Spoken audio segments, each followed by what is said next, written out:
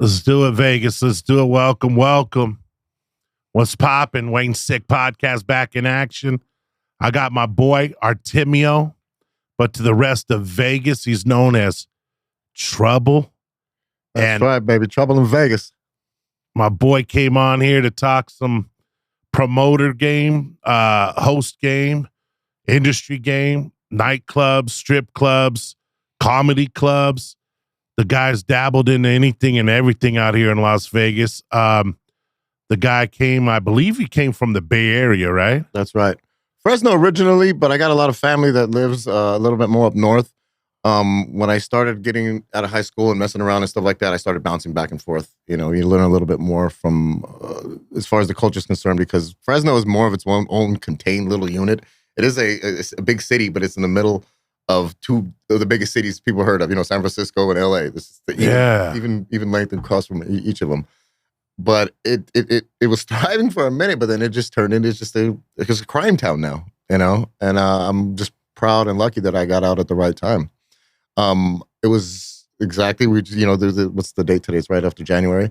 It was January 1st, 2000, Y2K, when everybody was fucking everybody was. I knew people, too, that were building bunkers and buying water and doing all that shit. And at the time, I was dabbling in some other shit, some wild shit. I was making good money, you know. The dope game is good, but it doesn't last forever. And I was like, you know what? My brother and my father had moved out here, and they were like, oh, you got to come to Vegas, blah, blah, blah, blah. This is where it's at. And I'm like, man, I'm comfortable here. I'm doing a good thing. I had a sick ride, sick house, doing all this. And of course, at some point when you're sitting there getting drunk all night, you're like, you know what? It gets in your head. This shit ain't gonna last forever. So I came here, Y2K, and I think we went to the Marilyn Manson concert at the Hard Rock. And I'm walking around with this milk gallon of Jack and Coke. And this is, I think we took some Molly or some shit like that too. So this is my entry to Vegas. First time I've ever been here. I'm going to check it out. And we had a great time. We went to the concert, and I remember walking out of the Hard Rock. And you know how far the Hard Rock is from the Strip. It felt like it was just 10 feet. Like I felt like we just walked out of the Hard Rock, and now we're on the Strip. And my eyes were just wide open. I'm like, you know what? I could do this. Why not? I mean, if I could flourish in goddamn Fresno, you know what I mean? I'm sure I can, do something out here. And it took some convincing, I think, because my mom still lived there, and she was the only one out of my family that was still there. It was me and her, you know? And I'm just like, one night, I mean, we had one of these party nights. I said, let's go. I mean, what the fuck are we doing here? And finally, we just packed up like the Beverly Hillbillies, man. I got a fucking U-Haul. I had a 60 Cutlass, a badass 67 Cutlass. I put on the back of the U-Haul. I had I think there was 5 or 6 of us.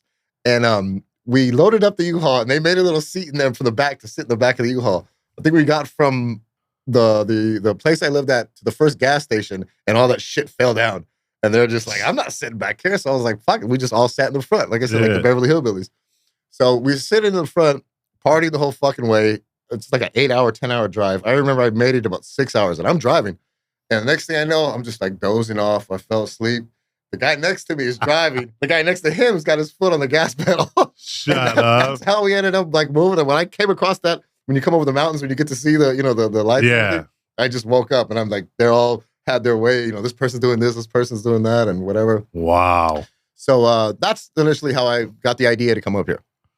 When it comes into what I'm doing now is I started off like anybody else. I started getting these temporary jobs. I worked in warehouses. I was doing whatever the fuck. But I've always been a salesman. I went to school for marketing and stuff like that. So I got this temp job at, it was for Radio Shack to go sell Sprint phones.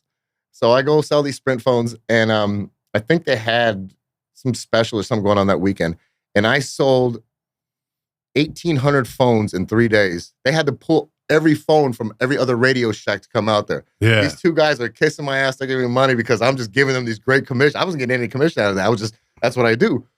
And so then finally Sprint comes around. They hit me up and they say, we want you to come work for, I don't like corporate jobs and stuff, but I took it, it's some good money. Yeah, yeah. So, again, I'm a lucky fucker too. Okay. So then they gave me this gig, and my first place that they put me at was at the mall. I think it was at the Meadows or Fast Show, one of these malls. It was a kiosk right across from a bikini shop.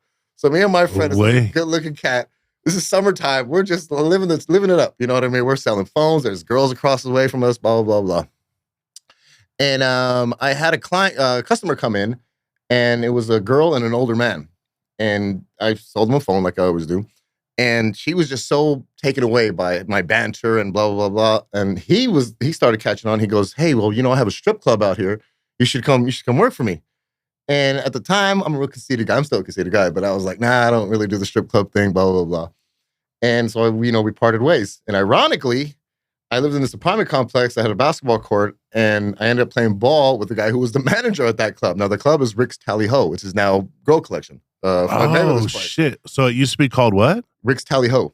Tally Ho? Rick's Tally Ho. And there's a whole story behind that. Yeah, okay. So I'm working at, I finally go check it out. I've never worked for a strip club before. I never did anything, but they hired me on as a manager. So now I go into this club, and it's one of them that doesn't sell alcohol. So it's just a girl. Oh, full nude? Full nude. Okay, so that's already an adventure in itself. So I don't know how much I can spill on this, but when Rick owned it, it was some girls worked, some girls danced, the other ones worked. You know what I'm saying? We had a camera, we could see all the rooms. So I'm just new to this, looking at this, like some of them are going for broke, you know what I mean? And some of them actually are just doing what they're supposed to. You mean the sucking and fucking? The sucking and fucking and all that shit. Oh, there are some nights it looks like you can hear like circus music in the background, and they're all just blowing it, whatever the fuck. But again, with Rick, it was some girls did that, some girls didn't do that. Now I worked there for a little while. It's new to the game. I'm fucking whoever. I'm doing whatever. Blah blah blah. I'm having a good time, making some good money. So then another company comes in. I remember Rick one day comes in. Let me explain to you about Rick also. Rick Snowden. I think he's like a senator or a governor or something now in Rhode Island. He's a big he's a big Republican, big Trump supporter. Blah blah blah. Know this guy, big money. He owned. I rented one of his houses. He owned a whole street on like over there in Southern Highlands, like 6 houses. So they called it Snowden Lane. I rented one of his houses there. But anyway, he comes in one day. Well, actually, step that back a little bit. He would always come to see me once in a while because he would go back and forth from here in New York. And he'd never remember who the fuck. I worked there for like 2 years. And he would always come in and like, oh, Artemio, blah, blah, blah, good job, blah, blah. Where you from? He'd always say that. Where you from, Artemio? And after a while, I just started making shit up. Oh, yeah, I'm from New Mexico. Or I always started making up accents too. Like, I'm from here. He didn't give, that's how I knew he wasn't paying attention to me at all. Because he just didn't give a fuck. He would just nod his head and, oh, great, yeah. Oh, yeah, China? Oh, yeah, I know somebody in China. Blah, blah, just make up some shit. So I'm like, all right, whatever. One day he comes in and he just starts taking all this stuff off the wall. He just, doesn't tell us anything. He just takes his picture because he had all his plaques and all this other shit, showing him. He was a big narcissist. Bigger than, you thought Trump's a narcissist? This guy was 10 times the Trump. Really? So anyway, he just takes all this stuff down and then he tells the manager, blah, blah, something in her ear. Later on at the end of the shift, she tells us, oh, I'm leaving. I'm moving to New York, blah, blah, blah. So we find out Rick's Tally Ho was just bought out by Sherry's Cabaret. Sherry's Cabaret is Sherry's Ranch, which is the biggest brothel in the goddamn county. Right next to the Chicken Ranch. And it's beautiful in there. That when they first bought it out, they took us up there. They give us the tour. It's all white, big, giant white pianos, giant white couches and all this. And then they gave us a little tour, like how the brothel system works, So this was the Tally. This was a Tally Ho. Now it's Sherry's Cabaret. It was Sherry's Cabaret. Yeah. Now it's Girl Collection. Yeah. So then their owner would come in, and I remember this guy fluently. Like I used to kind of, I not idolize this guy, but I always looked at him like he was a mentor because he was the first person I ever seen that came in with 2 phones. He's like texting this person and all this. No matter any time of the day or night, he was always in 2 conversations and then still talking to you. Hey, blah blah blah. Hey, blah blah blah. This and that, this and that. But still with his phone and his, his earpiece in, and this is during the BlackBerry days. He's using his BlackBerry and shit like that.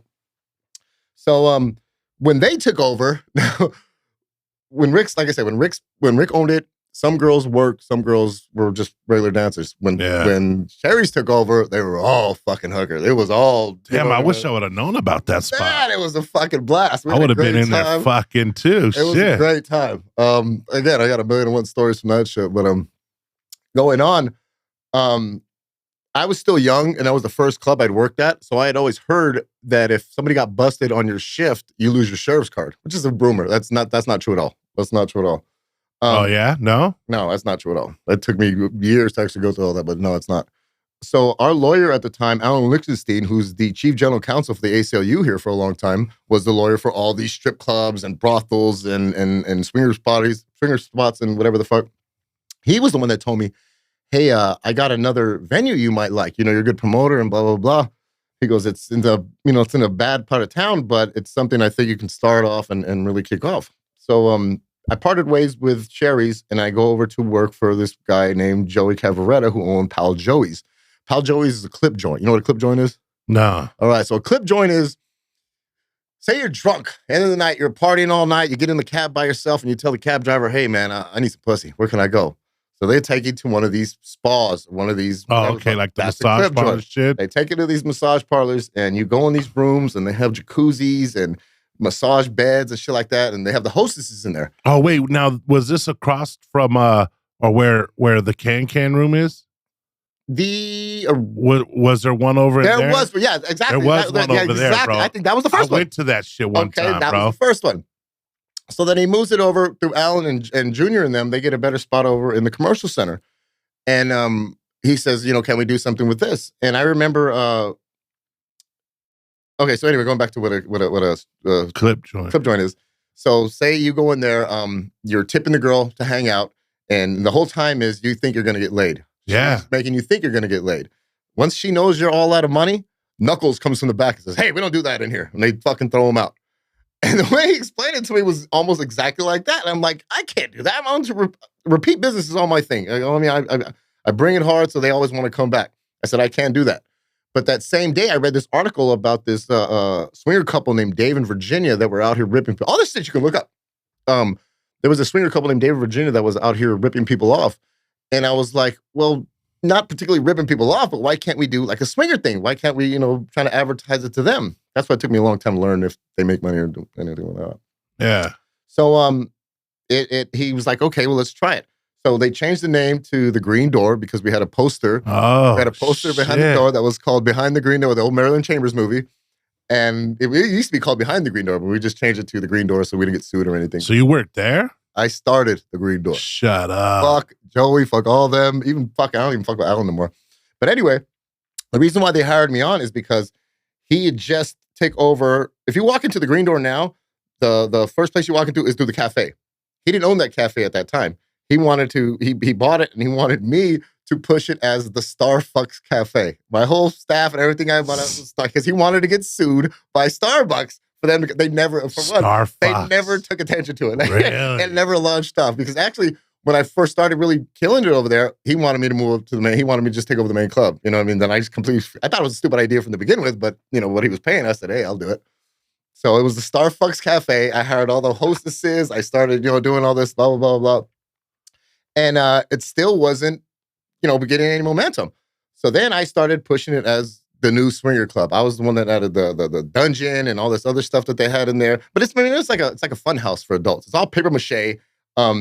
There's a jacuzzi and we had an elliptical that didn't work, but we could still advertise ourselves as a gym. Now, if you look in your gym membership, it'll say, you know, if you look in the fine print, it'll say you can't have sex in the showers or can't have sex in it.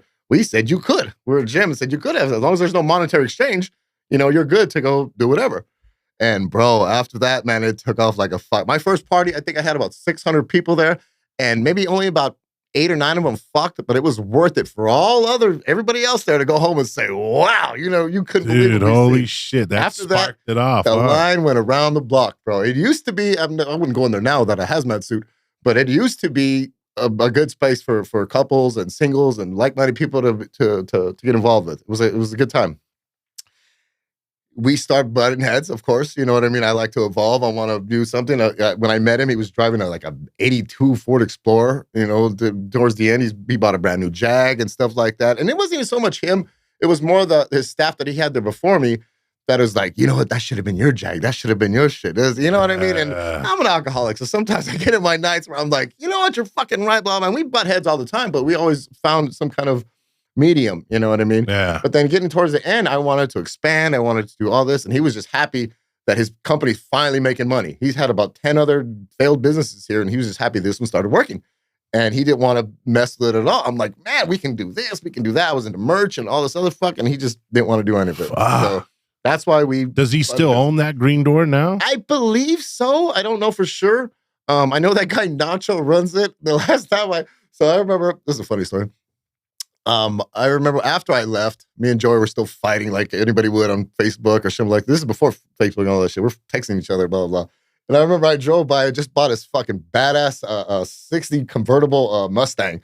And I remember driving, they have me on tape for doing this. And I seen the brand new green door truck that they had in the front. And I just got up and I just threw my 40 and broke it through the window and drove off. And that guy messaged me the next day. I seen you do what you did to my car and blah, blah, blah, blah. He goes, I don't have no hard feelings against you. Just, if you could just chill and keep my name out of it. And I'm just like, you know what? Fuck this place. I was angry, man. I built this thing up it was nothing when I fucking jumped on there. So, you know what I mean? That's just the funny part of how. So did it evolve into more? I think it evolved into its own STD. I think it's evolved into like patient zero. That's pretty much as far as it goes.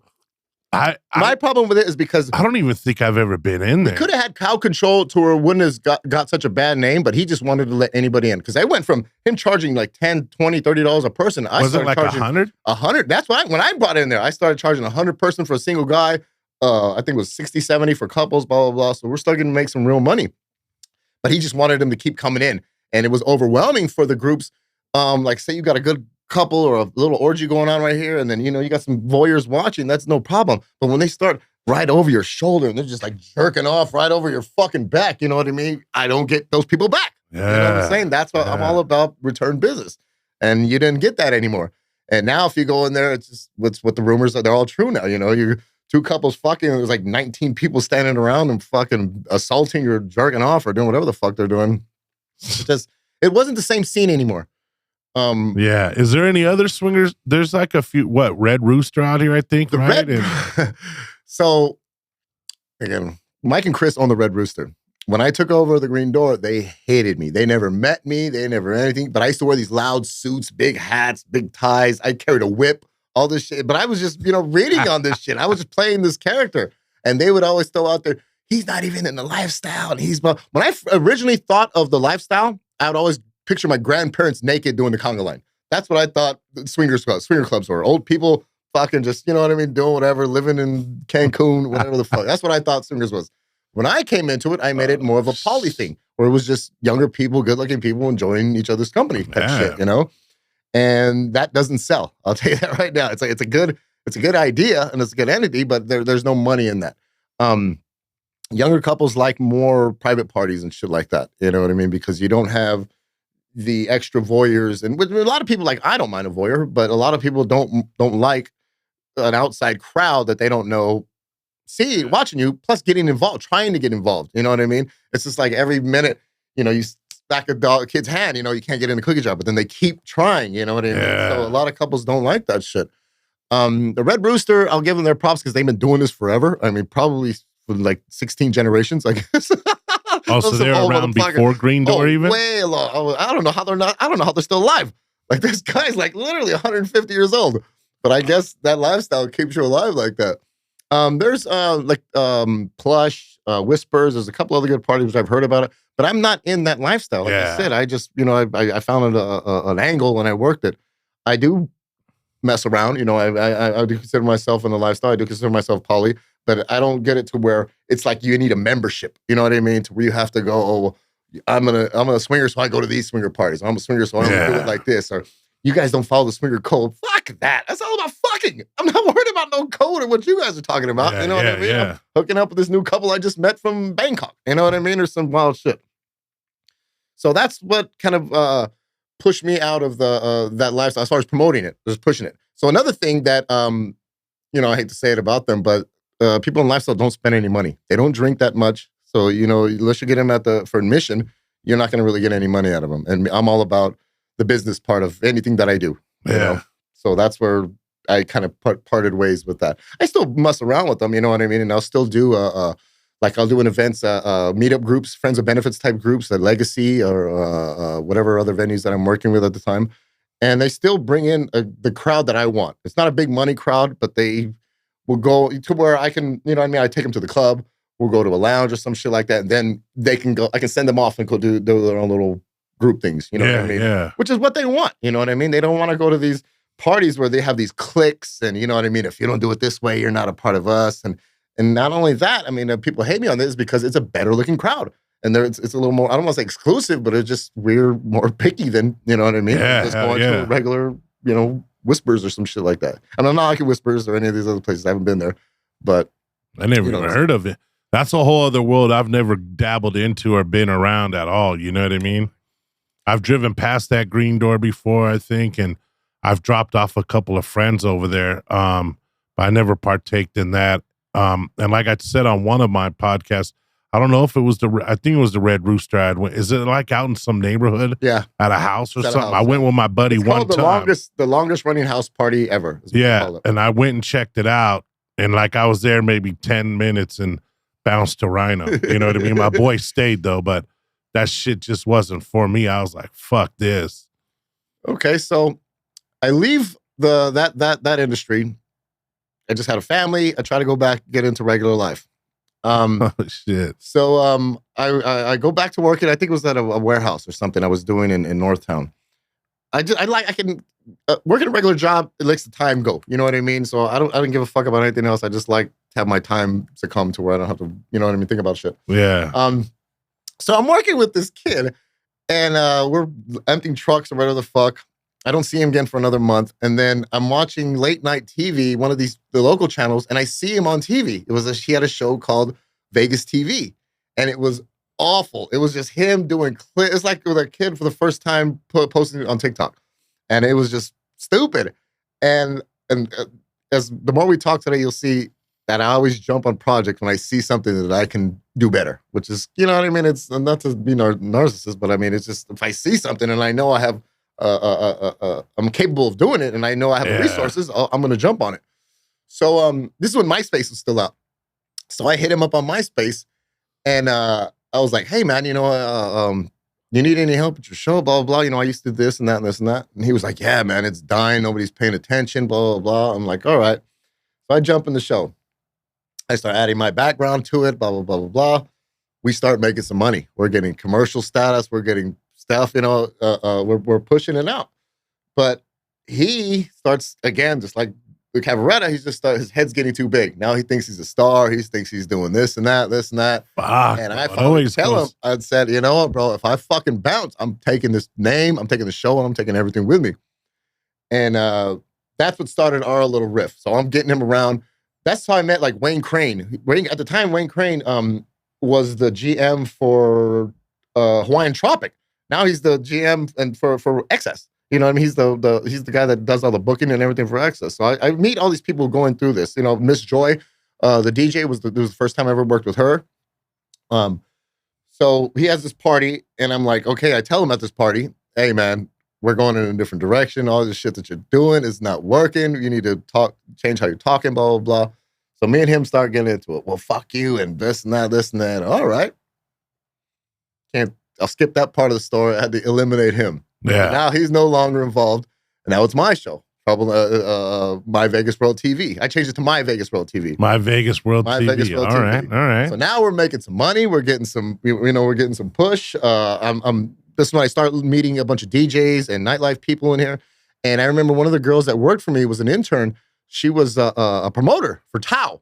And I remember every time, because one of our segments is we would go to the Strip and interview people, you know, just stupid shit. Hey, yeah, think about those. Real quick, so we could tell the audience. So what was the basis of that show? So you're just out interviewing like people show. everywhere? Yeah, it's kind of like just like a variety show. All right. So where we're interviewing people, we had skits, we had that's when I first started messing with the comedy thing. You know what I mean? We just have little. And where would you have been able to have found that? It was on the CW at first, and then remember that what was the other one? There was another channel like the CW here. It was a local channel. I can't remember. Shit, that's pretty cool shit, bro. Well, we started right. Like I said, they started seeing the potential of it, and once I was actually, because what was cool about it is they were letting me sell my own commercials. So we had to do 3 in the half hour that we had. We had to do 3 commercials. 2 commercials each one for them and 1 for me. So they could put on whatever the fuck, and I can do whatever the fuck I want. I could sell those 3 time spots. And I knew enough people where I was selling the time slots. So they didn't think, because there was a bunch of these late night shows nobody was listening to, but they didn't think that I was going to be able to do some shit like that. So then they started having, give us a better time slot and blah, blah, blah. So anyway, we're doing quasi well. We're not making any money, I'm not buying any cars or anything, but it's building its momentum. I'm getting my name out around town. People are knowing who we are. People were really knowing who he was, which is why he got pissed off because he was still on the original, the beginning, when you start off the mantra that comes on at the beginning, he was on that. It took us a while for me to find a good editor to cut him out of that. But anyway, when we're going out on the strip, we're interviewing these people. One of my interns was a promoter, and she would always give out her passes. She worked at Tao at the time, and she was making more money than all of us. I was like, what the fuck? And she was the one that told me, you should get involved with this. You know what I mean? I'll introduce you to Jordan Miner and all these other people, and you should really start pushing it. So then I'm like, okay, let me get my own name on these, these promoter things, blah, blah, blah, blah. And I would go out with her on nights that we weren't doing the show and just drawing people in. Like, I'm just bringing in these big numbers and blah, blah, blah. So I was like, you know what? Fuck this show. Me and the guy are fighting. His house burned down for some reason. I never seen him again. Fucking, I put the show on fucking blast. So I'm just like, okay, let's try this promoting thing. Again, I know a bunch of people. So we start, sharing ideas, sharing resources and shit like that. And I became one of the biggest girl guys here in town. Now, a girl guy is one of these motherfuckers that they used to pay. Before they paid Atmosphere models and shit like that, they used to pay us to bring in a bunch of girls to the club. Give us bottles and do whatever the fuck. I think I was getting paid like $20 a girl, $10 a girl, some shit like that.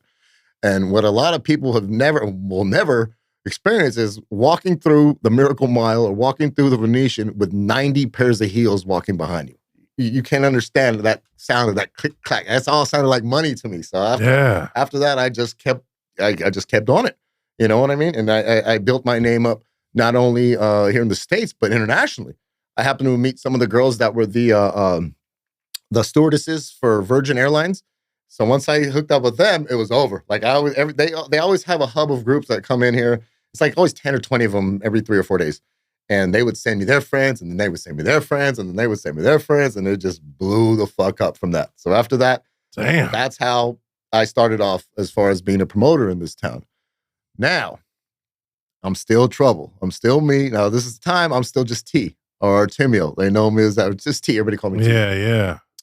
So all these, but you got to think, this is about at least 5 or 6 years of partying every night, bottles every night, meeting celebrities, meeting people. And that's another thing I will never do is, even if I hate them, like people locally, if I don't like them, then I'll drop their name. But if like when I'm telling stories, I'll never say the venue. I'll never say the person's name. It's when I really don't like them is when I'll say who they are. But with celebrities and people like that, I would never do that is because I know too many stories. I know too many people. And if I dropped one, everybody would just not trust me anymore. You know what I'm saying? So I would never do that. But anyway, it started just blowing the fuck up at who my name was. And then again, I guess I got out of control. You know what I mean? I'm this crazy motherfucker. I'm drinking, I'm partying all the fucking time. And it got to where here comes, like I said, they would say, oh, here comes Talk of the Town, or here comes Too Hot for TV, or anything that started with T. And then it just started to get to, shit, here comes trouble. Oh my God, here comes trouble. Right, they always accepted me. You know what I mean? Like I said when I saw you in the club a few weeks ago, we got trouble in the house. That's so here right. comes trouble, baby. And that's how it started. But you know what I mean? They couldn't deny me because my name had value to it. I'd always be like, who's going to say no when I got like 60 chicks with me, or I got somebody that's paying for a 10K table or some shit like that. So that's how the name came into it.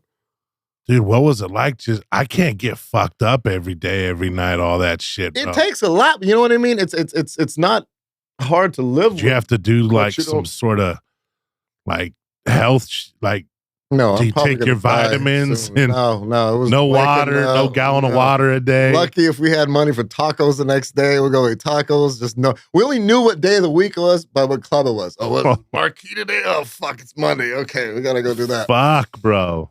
And it takes a lot of rock star status right there. I mean, I've probably met more people and I've partied with more people than a lot of rock stars or senators. I've shaken hands with 2 presidents. You know what I'm saying? I've dealt with so many people in my lifetime. It's fucking ridiculous. But it just takes away from the normal people stuff. You know what I mean? My daughter lives in Seattle. You know what I mean? I have, I don't know what it's like to raise kids and do all this other shit. I'm pushing 50. I'm almost 50 years old now. Oh, shit, really? My birthday's on the 31st. Bro, I'm 52 now, so. I turned 49 on the end of this month. Really? So if anybody tells you drugs and alcohol don't help your complexion, your dad was probably ugly. I just made that up right now. Shit, bro, I like that. I like that. There's gonna be a lot of pissed off dads out there. I'm kidding, pops. Damn. No, but hey, yeah, you're fortunate then, bro. Because fuck, I mean. But anyway, that's how it started off as far as me with the nightclubs. And I got a lot of respect for mainstream clubs. This is why I never went to go work for one directly. So I can always I'm still one of the last and few strongest independent hosts out here. We don't even have really independent hosts out here anymore. Now, do you got a team or like no. employees or any kind of Not shit? anymore. No, One-man show? It's a one-man show. You used to have I used to have a big team. Yeah, I had a lot of girls that worked for me. I don't want to name the team, but there was another group out here that started hiring, which started the atmosphere models. Before, they would just hire guys like me to bring girls in. So I remember one night, this is at Chateau. This is a weekend night. I bring in my girls. We're having a great night. We're partying. I think I had 10 or 20 chicks. And then the next Saturday, all those girls were at the other guy's table, but they were all getting paid $50 each. I'm charging these girls tip to hang out, and now these guys are paying them. So that just kind of just changed the whole game about, getting hot girl models and popping bottles of models type shit. Yeah. To that thing, to where now they were like, well, if I'm not getting paid for it, I'm not going to do that. So it went back to having to just get on the street again, having to get the referrals and shit like that. Because I've heard people say, oh, I heard about you from my salon or my sister or my something. You know what I mean? The craziest shit. And I'm like, oh, okay, whatever, bring it. Yeah. But doing that, this is why I can tell you how I evolved into strip clubs is because, like, say, I show up and they put me right here. We'll say there's 6 tables right here. And then there's 4K, 5K, 3K, 2K. There's all these guys. But at some point, it's all dudes all together in VIP section. We'll say I'll use Pure as an example. Club Epic Pure. Club back in the day. One of my favorites. That's where I got started. When my host team started there, blah, blah, blah. So they knew to use me. They would always tell me, don't come till like 12, 1 o'clock when we know we really fucking need you. So then I would go in 12, 1 o'clock, bring in 10, 20, the hottest chicks you ever seen, and they put me right in the middle. So now everybody around me, whether it's celebrities or just rich guys or guys with money, they're like, who the fuck is that? Who's this guy with all the chicks? Now, their idea was just for me to get there and get the chicks in. My idea was, okay, where am I going to take this party next? I think I had a deal with Crazy Horse because they let me do a comedy show or something there a long time ago. So I would just be like telling everybody as we're partying, we're pounding these bottles, hey, well, you guys want to party with us afterwards? The next spot is at Crazy Horse. You guys got to come. Now what? Crazy Horse 2 or is this 3? This is 2. This is a long time ago. Yeah. Crazy Horse 2 was epic, bro. Yeah, epic. This is a long time ago. Back when, before Buffalo Jim, I think, you know what I'm saying? This is right around the time he died, I think. This is around that same little area. When they were beefing, it was still kind of quasi-mafia, what they were saying, blah, blah, blah. So then I would take all 6 of those tables with me to the next spot. Like, even before I knew they'd wanted to go, I'd call the party buses. I'd say, I need 3 buses. I need, I already counted X amount of people here. So once I say, I'm going to go tell them, hey, we're leaving right now. You guys want to come with us, blah, blah, blah. We would go, and I'd get paid for every one of them. So they were paying out even way back then? They were paying me out. Yeah. That's what I'm saying. I didn't know about affiliate deals. I didn't know about affiliate deals until later on when I started working for other companies to where it was something that was offered. I thought I had an exclusive. Well, I did have an exclusive deal there. Now, can you break it down for the people out there that don't know this side of the game or the industry, like how that kind of works? I don't think a lot of them offer affiliate deals anymore because of rideshare. Rideshare really fucked it up not fucked it up, but it brings them a certain kind of business if you know how to work it. Some places take care of their Uber drivers, so they always go out to work. If they can't find any riders or anything like that, they'll go out and find people, But as a host, you'd want to get an affiliate deal where you get paid X amount of dollars for either them paying for cover or comping them in. A lot of places don't pay for them comping them. They pay me, but a lot of places don't do that. So for an independent host to add that to the repertoire, you have to have a network to do that. You have to have a network to do that because if you say, okay, can you give me a deal? Can you give me X amount of dollars? And you only bring 3 to 10 people a month, it's a fucking waste for the club. You know what I mean? Yeah. These people see me every night or every other night. You know what I'm saying? To where I knew the bussers, you know what I'm saying? Everybody's high-fiving each other and shit like that. Yeah. So that's how I maintain my status in it. I don't actually know how other independent hosts dealt with it. The ones that I knew that started off there, there's not really many of them. There's not really many of them anymore. Your last of a dying breed, I think so. I mean, and it is a dying market because, like I said, even like what I do when rideshare came in, that started killing that off a little bit. I'm just lucky that I was strong enough to still keep my affiliate status. So you're networking, yeah. I mean, you got your own people coming into town all the time. You know what? I'll never get rich off of it if I stop, but my phone will never stop ringing the rest of my life. I'll be at calls for something. Hey, yeah, trouble. I need a hookup on this. I need tickets for that. I need something for that. My phone will never stop. Yeah, shit. I got 2 big bookings today. Right on, right on. And then now I also see you do comedy stuff as well, right? So one thing I do like is, like I said, with the clubs, I score when they're either just opening or they're hurting. Now, during this time, actually, this is during the pandemic. The pandemic came in, everything shut down. There's nothing going on. I think right before that, I went to this comedy show. They gave me some free tickets to this comedy show at the Artisan. It was this Bad Santa thing. And I'll just say the name of it, but I'm not going to say the comics that were on it. It was the worst fucking hour of my life. And the whole time I was in the first half hour, I'm just like, why are we even here? The other half hour, I was like, you know what? I could do this. I know somebody better than this. I can blah, blah, blah, blah, blah, blah. My friend, this asshole at the time, he was running the Artisan, and I'll always call it the Artisan. I'll never call it the Lexi. We can get into that. Artisan, right? Yes. So he was like, okay, I want to hear some ideas, blah, blah, blah, blah. Now, we're big in house music and DJs and shit like that. So here's another story. So the Artisan doesn't have gaming. So during the pandemic, when they started opening doors up like that, they weren't really fucking with us. We always had a plan, which was my plan, give everybody that comes in room keys. So in case the fucking the city ever came in, we could just say there was a fire alarm or something went off, and this is all the people from, because you couldn't dance. You could have a DJ, but you couldn't dance. You could have music, and there was like all these stupid rules. Yeah. So we just kept the party going, and we were still getting 500 to 600 kids a night, Friday, Saturday, and Sunday. And I think once the lady came and we did the card thing, they stopped the music, they slowed it down, and everybody just standing around smoking cigarettes everybody had this guilty ass look on their face too, like, oh, we're supposed to get cut. But she didn't even come inside, so we totally got away with it. But they were like, okay, well, you're doing great with our nights. We want to give you a Thursday. What do you want to do? Drum and bass? Do you want to do deep house? I said, you know what? I'm almost 50. I'm sick of dancing. I said, remember that stupid comedy shit, guys? I said, let me do something like that. Give me a comedy night. And they said, no. Siegel brothers, Sean and them, Jeff and them, they said, no, there's no money in it, blah, blah, blah. You can't tell me I can't do something. So I was like, all right, I'll do, I don't know what I told them I was going to do.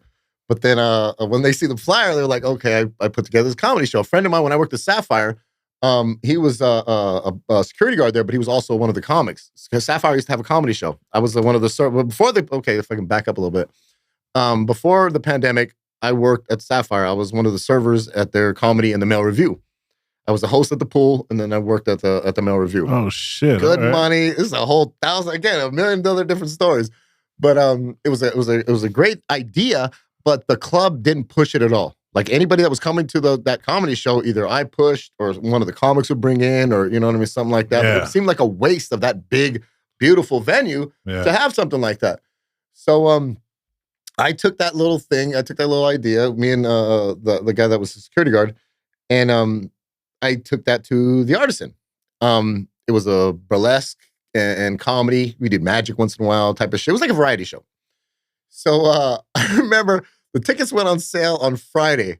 It was called Comped. At first it was called Comped, just C-O-M-P, Comped, like it was a comp show. Yeah. And I got from him, who's supposedly one of these big comics out here, I wanted all the best. I said, give me the biggest names in here. We already have Kalani. She's a burlesque dancer. I said, give me the 4 of the biggest names. I'll push it, blah, blah, blah. We booked them, and I put the flyer out Friday, and by Sunday, not one ticket sold. And I had shared the thing with the owners from the Artisan, and they called me in just to talk shit. They called me in and like, look, all smug. Not one ticket is sold, blah, blah, blah. You know, what are you doing? We told you, blah, blah, blah. And at that point, I was ready to say, fuck it, fuck this. But he goes, you know what? Nobody knows who these fucking people are. He goes, why don't you call it Trouble in Vegas? He goes, everybody knows you. Put your fucking face on it so they could think you're going to, do some stand-up or other fuck. Yeah. The original flyer that had, them and then the burlesque girl in the middle. And then I changed it to Trouble in Vegas and I put my face in the middle, put the girl dancing around the side or some shit like that. And the tickets sold out in about 6.5 hours. This is a Sunday. That same Sunday when I left. Yeah. It was about 162, 132 tickets in about 6.5 hours. Shit, bro. So then we brought it in. So after that, for the next, I think 9 weeks, I was the face of comedy. But I never told a joke. I don't like getting on the mic. Those guys got nerve. I'll give them that. If I was on the mic and I seen one person not paying attention or somebody on their phone, I would lose it. I'd be like, get the fuck out. You know what I mean? Pay attention to me type shit. But they got some nerve to do it if they're good. And then after that, it gets so saturated because everybody thought they could do it. They were like, oh, well, Trouble can do it. You know what I mean? We're going to start, blah, blah, blah. And there was no money there anymore because you would think, like, say I would book 4 guys and I'm going to put them on a paid show. We're charging $25, $45 a ticket, but you can see each of them for free 6 times during the week. You know what I mean? They're all doing these extra shows and blah, blah, blah. So that's kind of what killed that. And then, again, the Trouble in Vegas thing came in to where I'm starting to get this this bad press where people are just talking about me. You know what I'm saying? Oh, well, he's this and he's that. He's not a comic. And I was responding to every one of them. Oh, I'm calling this person this. I'm calling this person that. And I'm, like I said, I'm old school. I'm older, in a different generation. Yeah. So, a video of and again, it was like WWE shit. We're talking shit back and forth to each other, blah, blah. So I call these motherfuckers, fuck you, I get type shit, blah, blah. And somebody who didn't like me, who's a troll that's been kicked out of like every city he's ever been into, started editing that video and making it seem like I was talking about gay people because I was calling these guys agates. You know what I mean? So then, oh my God, it changed everything. Well, it didn't change everything. It just kind of developed a civil war because they were like, well, he's just talking shit. And the other one's like, oh, no, because they didn't like me because I wasn't booking them. No, he's a homophobic. Oh, no, he doesn't like this person. And then after that, the rumors just started saying anything. Oh, he's a terrorist. Oh, he's got plutonium. Or like anything you could think of. Like you just go to a group, like there's 2 of you here. They would just say, like, look for a weakness in one of you guys. Oh, your mom got raped. Oh, he rapes moms. Or, he's just anything. And people were just sharing that shit. And I was always reacting to everyone. And that's what fucked me up originally over there. So once the Siegel Suites found that out, Sean didn't want to hear it. They didn't want to fucking fight with it or nothing. So they're just like, okay, you're 86. They sent me a cease and desist. You can't even share anything with the Artisan, blah, blah, blah. I'm like, all right, fuck you. But the hotel itself wasn't want to let me go. So they just told me change the name, you know what I mean? Do everything from the back room and blah, blah, blah, and we'll just keep it going. Yeah. I've been 86 from that hotel maybe about 6 or 7 times. And they always keep bringing me back.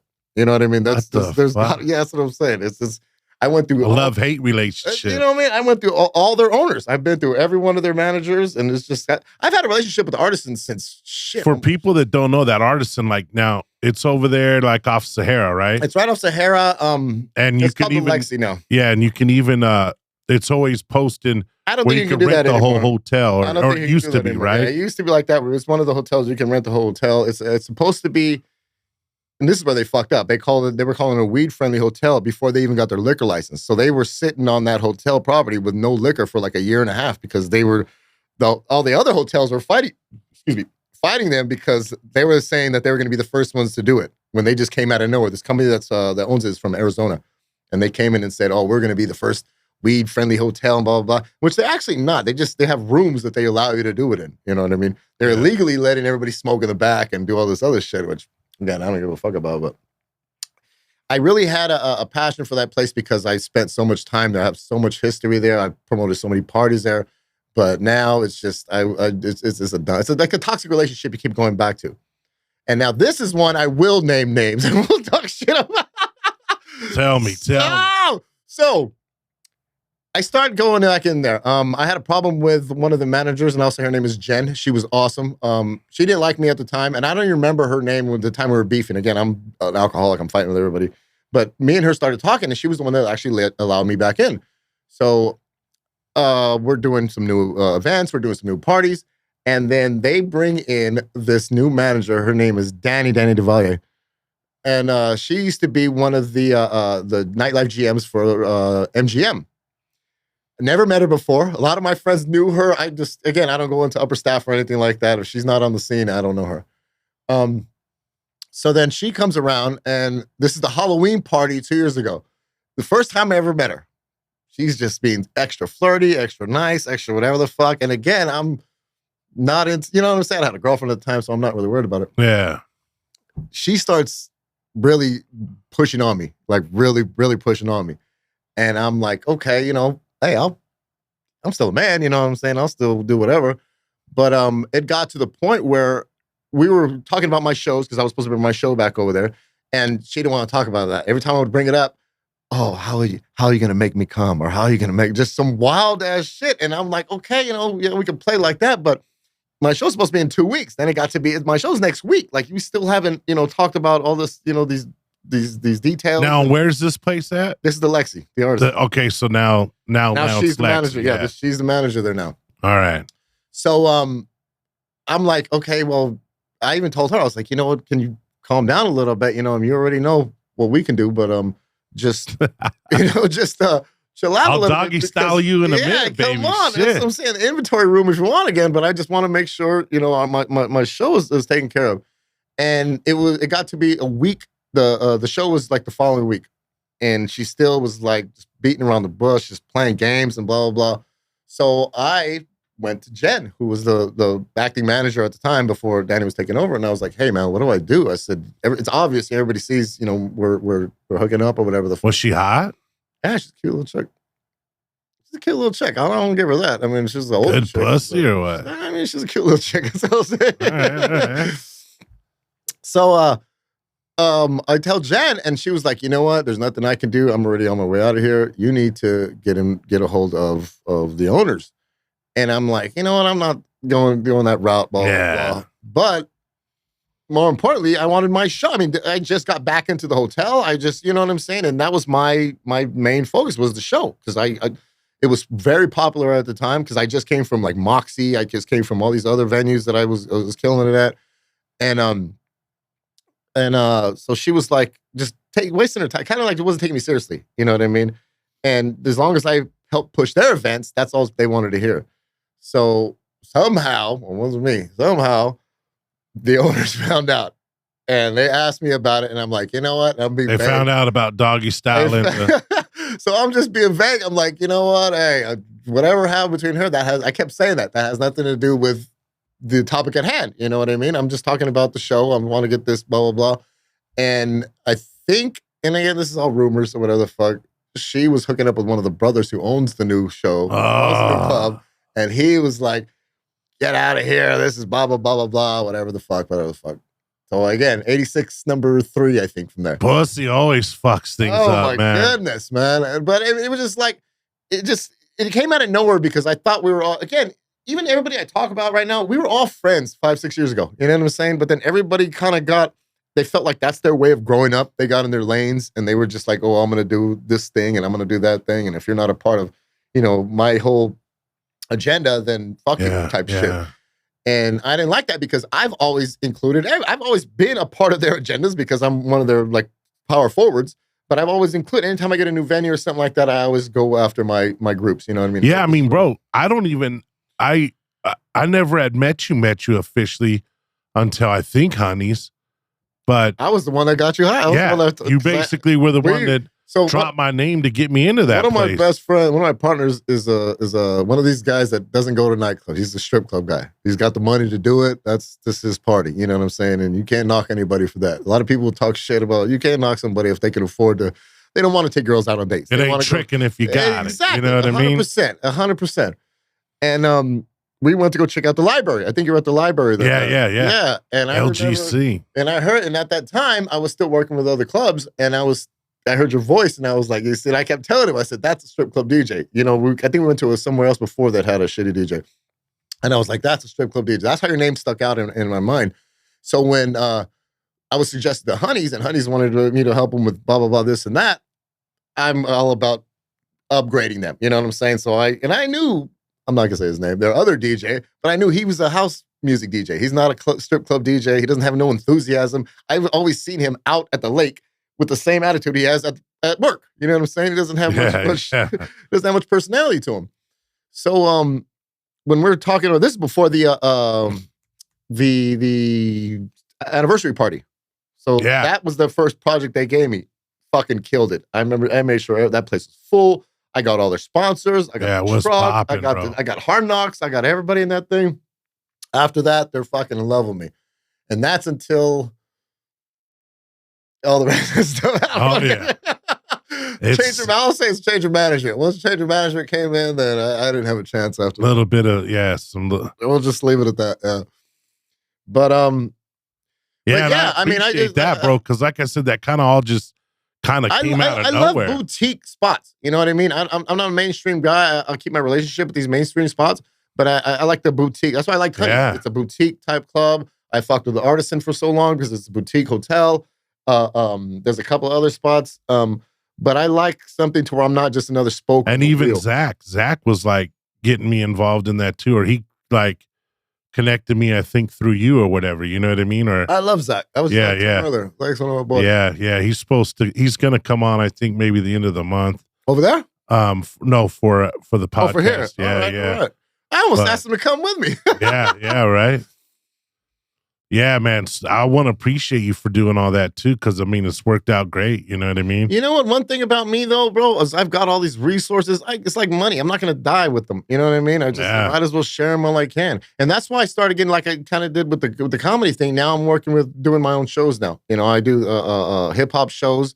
You know, because I got big venues that will offer me the space. So now I saw you're doing stuff with Dre's in comedy? We got the Dre's Comedy Club popping off right now. Really? Yeah, and I stopped doing the boutique, the lounges when it comes to comedy because there's no real money in it.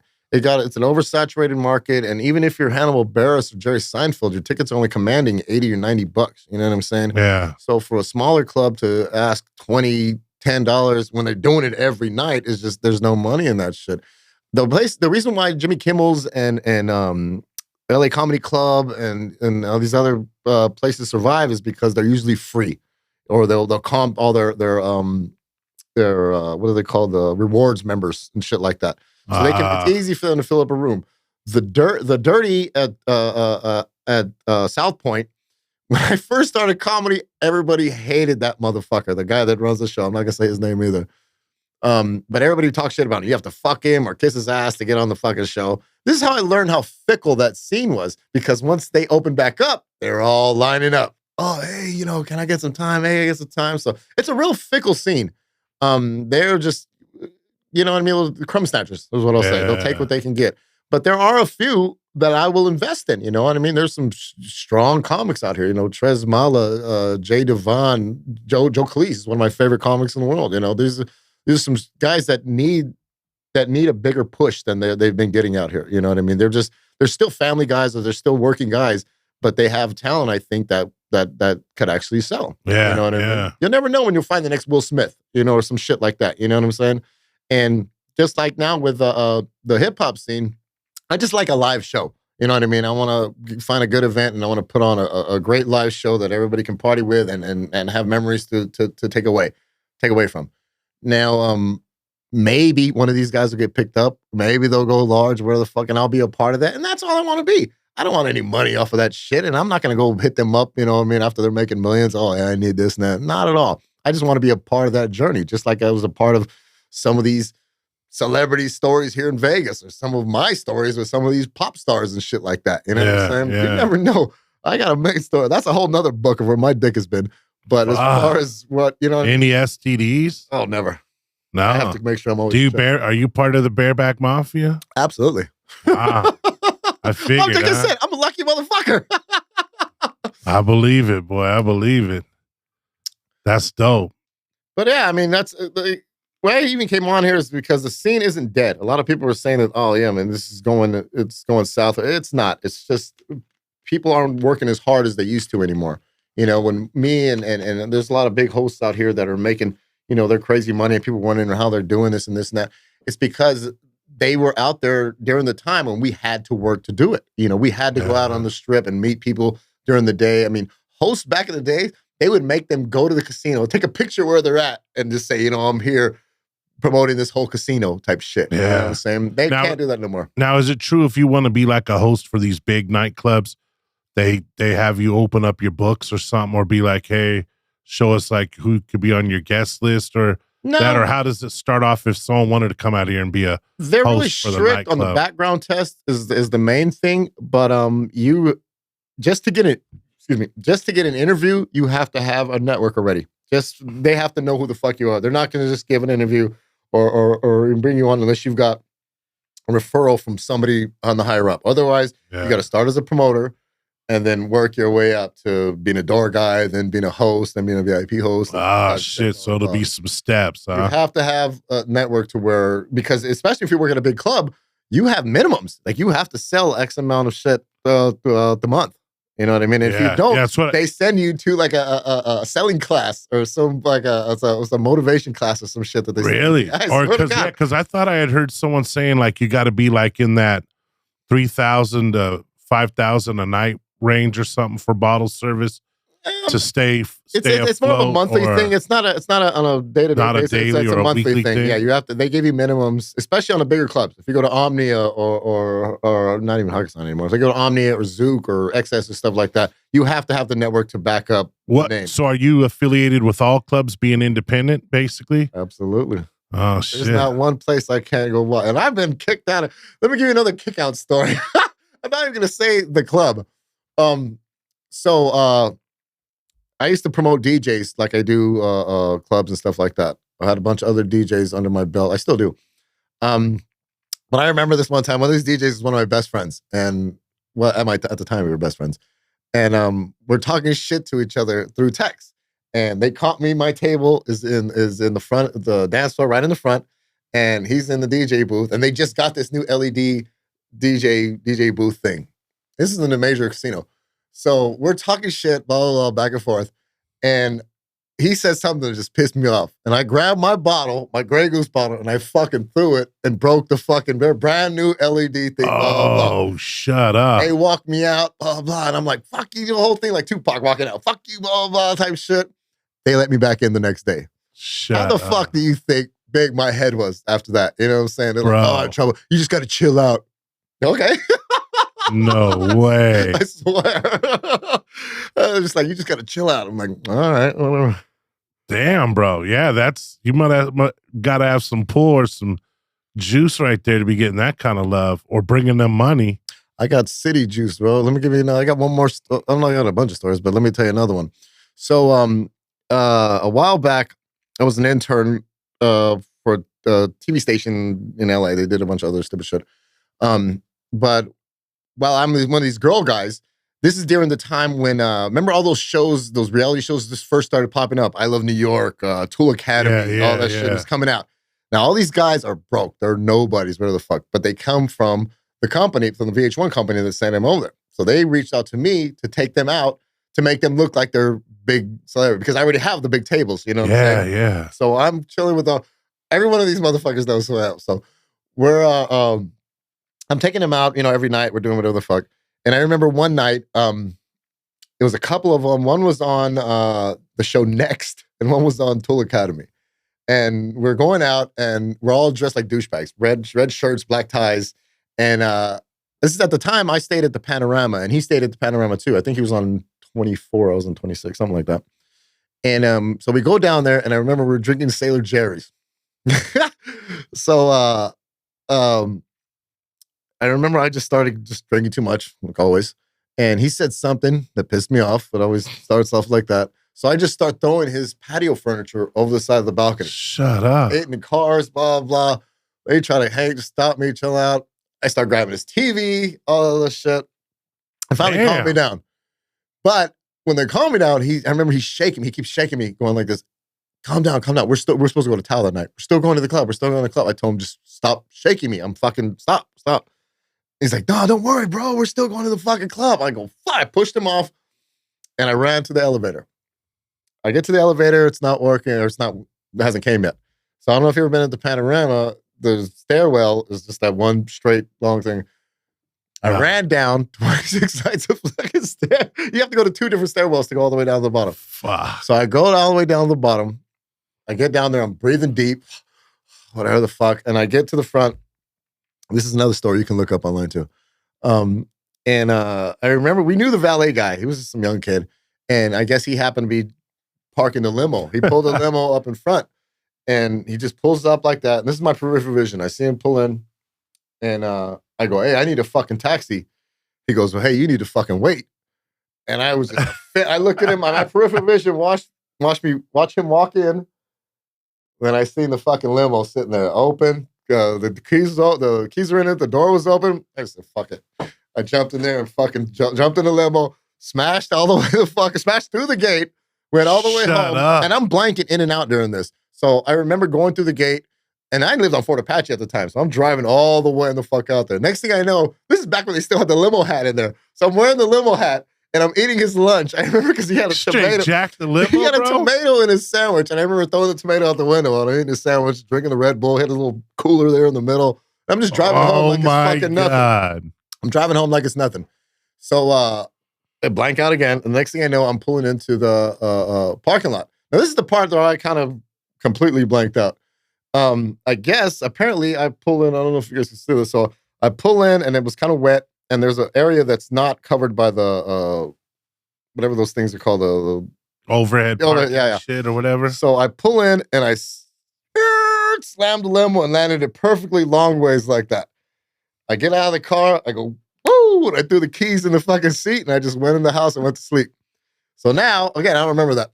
So then I wake up in jail. The fuck? I wake up in jail. I was gonna say, and I'm like, what the fuck happened? Blah, blah, blah. And so there's a security guard who comes telling me the story. He goes, yeah, man, I seen you come in. You fucking did a sweet ass little turn with the fucking limo and parked it in there. He goes, you got out, and you go, woo, and walked out. He goes, man, but it's my job. I had to fucking, this is in jail. So he was like, this is my job. I gotta, report it, whatever the fuck. And so I called the cops and blah, blah. But as they're interviewing him, he smelled like weed. He was on probation. They arrested his ass too. So he's in jail with me telling me the story about how I fucking I swear to God. That's how I knew how I parked. And he was like, man, I still talk to him this day. But he was like, man, I'm sorry, bro. I just, it's my job, blah, blah. I was like, man, whatever. Next thing I know, I made my calls, whatever the fuck. I was out within 2.5, 3 hours. That's why I was on remember The Dirty with Nick Ritchie?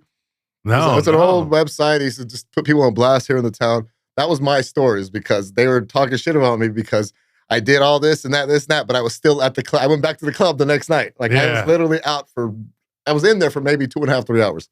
And then I was still drunk when I fucking left. And holy shit, that's called the limo story. Dude, if you look it up, if you Google dude, where's my limo? That's where the story comes up. Damn, bro. Yeah. You got the right nickname then out here.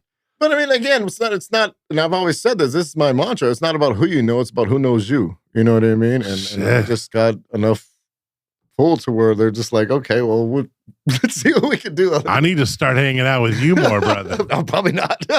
You never know where you end up. Shit. I might end up in jail right next to you, huh? But anyway, like I said, those are all true stories and all this stuff. And I'm too conceited to lie. So if anybody would come back and say, oh, that's bullshit, no way. You can look all this shit up. You can ask people. You can do whatever the fuck, No, yeah. I believe it, bro, for sure. The main thing is I got history in this town. And this is why people wonder why I'm still relevant. You know what I mean? Oh, and all the fights I get into and all the places I get kicked out of and all this other shit and blah, blah, 86. Bullshit, man. But you know what I mean? At least the business understands me. The business accepts me. The business understands me. And I'll always have a home here in Vegas. Yeah, bro. And I appreciate you. I appreciate you coming on the podcast and opening up. We'll definitely get you back on and see if we can get some celebrity stories out. Never. Low key. I mean, I'll tell stories, but I'll never, like I said, I'll never say names. No kiss and tell, huh? I don't say names. No, only when it comes to local stuff. I appreciate you again, bro, with the work you did for me for Honeys and absolutely, and bringing your people in there to party and spend money and shit. You know what I mean? Oh. It was fun a couple weeks ago or whatever. You coming in with that group. They were from Atlanta, right? No, they're from Texas. Texas. All bartenders from Texas. But they were cheering for Atlanta, was it? The one guy is a Falcons fan. Yeah, because you're getting all pissed because I was talking some shit on the he mic. Was a Falcons fan. Yeah, that's right. No, but I mean, game. Bro, Trouble, it's awesome having you on. It's awesome having you in Vegas, Thanks bro. for having me, man. I appreciate you coming out for sure. And anytime. We'll get you back on here and get more out of you. I mean, I'm sure you educated a lot of people with the whole promo game, because I have yet to have had a guest on here with that. So, I mean, I appreciate that as well. You know what I mean? And shit, bro, you've lived one hell of a fucking lifestyle. It ain't over yet. No, you still got some more chapters to do. Someone's got a bullet with my name on it, and I'm just gonna live until I take that one. Dude, there's not too many people out there that could say they fucking basically ran Vegas nightlife like you out here and partying that day. I'll never say I ran anything, but I was always a big part of it. Yeah, I was a big part of it. You know what I mean? mean? I made a lot of people step up their game, because when they would see me, and at the time when I'm doing this thing with the girl guy thing, I was broke. So I was wearing like the same suit or wearing the same, but they would see me like, Jesus Christ, look at him. And then I'd make, a couple grand in the night just by, doing that. Yeah. And they're looking at me like, what am I doing wrong? But then to stay relevant this long, bro, just like me in the strip club industry, being 52 now, I've been in the game, almost 30 years probably now, and I'm still. Yeah, but if you're I'm still relevant with all the music, the DJing, the whole shit. You know what I mean? Like, you just have the vibe and the entity that if somebody Googles strip club DJ, your face should come up first. Like I appreciate that. You have bro. that whole vibe. Even you live the vibe. You don't just do it at the club. Yeah. You walk around normally like that. You know what I'm saying? So that's what I respect. No, I appreciate that, brother. Well, man, much love. Again, shout out Podcaster Studio. My boy Matt over here. We took up enough of his time, I think. And much love, everybody. Check this episode out. Like, share, subscribe. And sponsors. I'm looking for sponsors, baby. Get at me. WayneSikk@gmail.com. Trouble. Much love, brother. Go get into trouble tonight, huh? Right, baby. Trouble in Vegas. Hit me up at Linktree Trouble in Vegas, or you can hit me up at Trouble in Vegas Live on Instagram. Nothing but love for you, baby. God bless, party people.